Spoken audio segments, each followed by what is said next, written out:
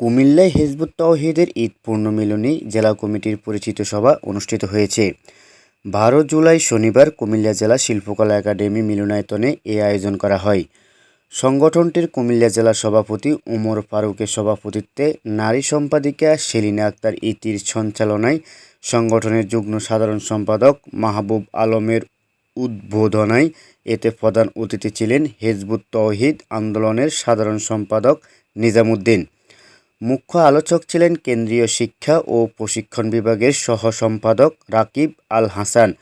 বিশেষ অতিথি ছিলেন কেন্দ্রীয় নারী ও শিশু বিভাগের সম্পাদিকা সুলতানা রাজিয়া, কুমিল্লা অঞ্চলের সভাপতি সাইফুল ইসলাম, চট্টগ্রাম বিভাগীয় নারী সম্পাদিকা জোবেদা আক্তার বেবি, কুমিল্লা অঞ্চলের নারী সম্পাদিকা আসমা আক্তার সহ আরও অনেকে। এ অনুষ্ঠানে সংগঠনটির কয়েক হাজার নেতাকর্মী উপস্থিত হয়ে আল্লাহর প্রদত্ত বিধান সম্পর্কে বিভিন্ন ধর্মীয় জ্ঞান বিষয়ে আলোচনা করা হয়।